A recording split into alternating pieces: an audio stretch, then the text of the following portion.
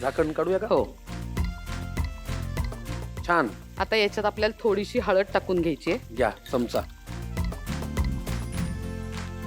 सोललेले वाल ह्याच्यावर घालायचे आपल्याला. काय परफेक्ट कॉम्बिनेशन आहे हे. मला आत्ता लक्षात येते की हे एकत्र खाताना फार मजा येणार आहे. थोडं पाणी लागेल आपल्याला.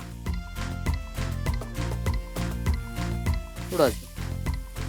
पण तुम्ही लग्न होऊन जेव्हा सासरी आलात तेव्हा तुमच्या घरातली पद्धत आणि इकडची पद्धत याच्यामध्ये काही फरक नव्हता?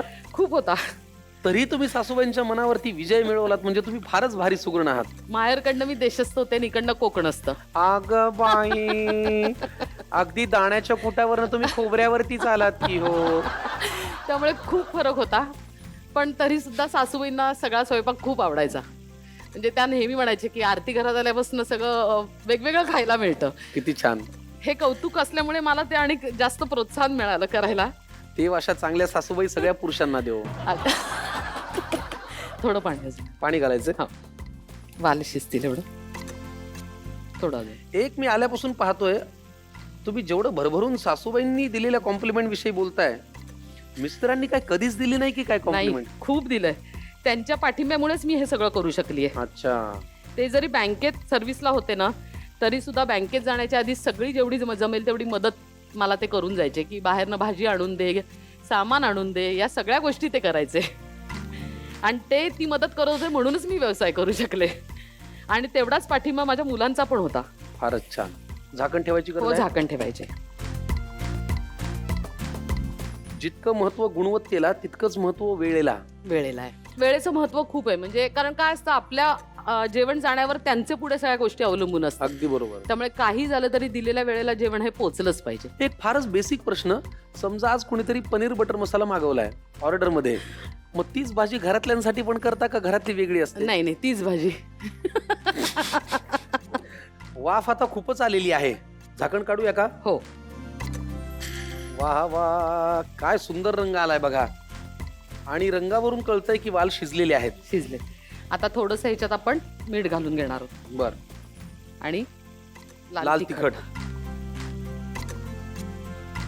आता याला आपल्याला डाळीचं पीठ लावायचंय. खूप जण याला तांदळाचं पीठ पण लावतात.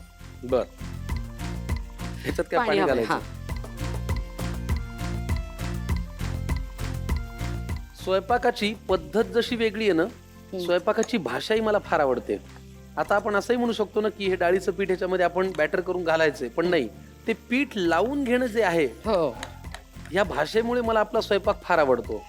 आपलासा वाटतो. आणि तो आपलासा स्वयंपाक. वाटतो. त्याला पीठ लावून, जसं आता उदाहरणार्थ गोरा गोरा रंग येण्यासाठी डाळीचं पीठ अंगाला लावतो, तसं भाजीला सुद्धा ते लावायचंय, ते त्याच्यात घालायचं नाहीये.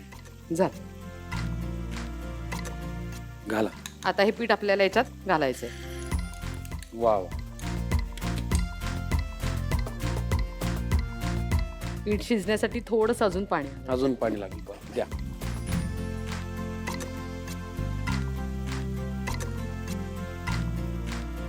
कामावरची माणसं टिकवणं हाही एक फार मोठा टास्क आहे. तो सगळ्यात मोठा टास्क आहे की नाही? आहे. म्हणजे ठीक आहे बाबा, तुझंच बरोबर आहे असं म्हणत त्यांना चालू ठेवायला लागतं काम. खरंय. आता भाजी तयार का? नाही, याला आता एक छान वाफ येऊन द्यायची आहे. हां. आणि मग ह्याच्यासाठी आपण आता एक चुरचुरीत फोडणी करणार आहोत. मग आपण एक काम करूया, आपण सुद्धा टाइम मॅनेजमेंट वाले आहोत. हो. वाफ यायसाठी इकडे ठेवूया, फोडणीची तयारी तिकडे करूया. मी या कढईवर ठेवतो, या गॅसवर. फोडणी पात्र लागेल ना? हो. तेल घालू का याच्यात? हो, घाला. तुमचं माहेर कुठलं आहे हो? पुण्यातलंच आहे. अच्छा. आणि सासरे पुण्यात? पुण्यातच. ठीक आहे, बस. फोडू द्या.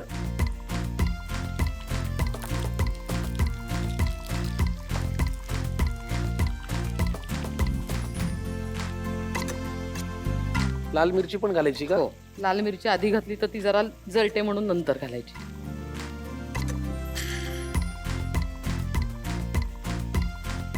हिंग टाकलाय. आता थोडीशी रंगासाठी हळद टाकणार आहोत. आणि लाल तिखट. आणि थोडंसं लाल तिखट. शेवग्याच्या पालांची भाजी, गोळा भाजी आता तयार होणार आहे. आम्ही फोडणी घातली की भाजी आपली तयार होईल. तुम्ही कशाबरोबर खाता ही भाजी? भाकरी बरोबर. भाकरीबरोबर. चला. वा.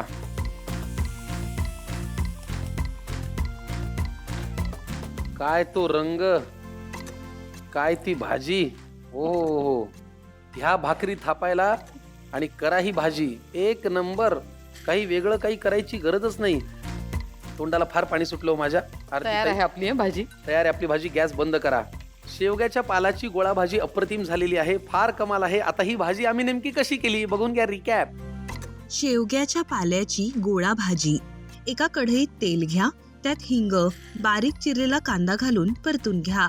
आता त्यात शेवग्याची पानं घालून परतून घ्या आणि झाकण लावून शिजवून घ्या. आता त्यात हळद, सोललेले वाल आणि थोडे पाणी घालून एकजीव करून घ्या आणि पुन्हा झाकण लावून शिजवून घ्या. आता त्यात मीठ, लाल तिखट घालून परतून घ्या. एका बाजूला बाउलमध्ये बेसन आणि पाणी घालून पेस्ट तयार करून घ्या आणि मिश्रण भाजीत घालून एकजीव करून घ्या आणि झाकण लावून शिजवून घ्या. आता फोडणी पात्रात तेल, मोहरी, जिरं, बारीक चिरलेला लसूण, लाल सुक्या मिरच्या, पाव चमचा हिंग, अर्धा चमचा हळद, 1 चमचा लाल तिखट घालून फोडणी तयार करा. तयार फोडणी भाजीत घालून परतून घ्या. शेवग्याच्या पाल्याची गोळा भाजी तयार.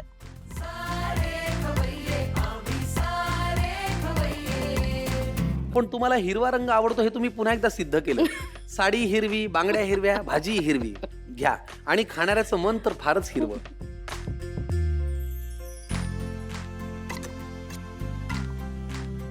अप्रतिम. दुसरा शब्द नाही. त्याच्यामध्ये जो तो वाल असा दाताखाली येतोय. ओहो हो, क्या बात. बर, आता मला एक सांगा, आपल्या प्रत्येकाच्या घरामध्ये आयुष्यामध्ये एक आपला एक हक्काचा माणूस असतो, ज्या माणसाबरोबर आपण काही सिक्रेट शेअर करतो. अडचण आली तर त्याला प्रश्न विचारतो. जो त्रास झाला तरी पहिल्यांदा उभा राहतो आणि आनंद झाला तरी पहिल्यांदा आपल्या शेजारी येऊन पटकन आनंद आपल्याबरोबर शेअर करतो. असा तुमच्या घरातला तुमचा हक्काचा माणूस कोण आहे? माझी 2 मुलं. अच्छा. आणि आता नवीन आलेली सून. ओ हो हो हो हो हो. सासूबाईच्या हक्काची सून म्हणजे हे जरा वेगळंच कॉम्बिनेशन आहे. आणि यांची हक्काची सून कोण आहे ते आम्हाला माहिती आहे. आपण हे सगळं जाणून घेऊया, प्रेक्षकांना सांगूया. जरा टेबलच्या पुढे जाऊया.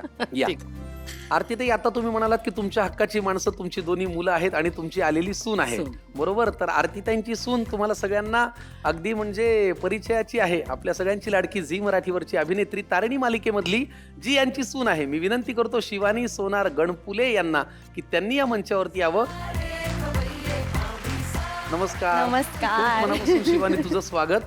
त्यांना मी म्हणालो हक्काचा माणूस कोण आहे, 2 मुलांचं नाव अर्थात येणारच. Yes. त्या म्हणाल्या माझी सून. हे कसं काय, म्हणजे किती वर्षांपूर्वी हे कॉम्बिनेशन झालं सासू सुनेचं? कॉम्बिनेशन 1.5 वर्षच झालंय तसं. हो का? पण 1.5 वर्षात ती इतकी छान रुळली आमच्या घरात की मला असं वाटतच नाही 1.5 वर्ष झालंय लग्नाला. वा वा वा. काय सांगशील आरतीताईंविषयी? खूप गोष्टी आहेत सांगण्यासारख्या, पण माझ्या आयुष्यातल्या बऱ्याच माणसांना अजूनही असं वाटतं की मी लग्न फक्त ह्यांच्या हातचं खाण्यासाठी केलेलं आहे. माझा अंबरवरच्या प्रेमापेक्षा ह्यांच्या जेवणावर जास्त प्रेम आहे म्हणून. पण माझ्या घरचे माझे आई वडील सुद्धा त्यांना अन्नपूर्णाच म्हणतात. सो किती छान. आम्ही खूपच फॅन होत त्यांच्या हातच्या वा, वा, वा. जेवणाचे.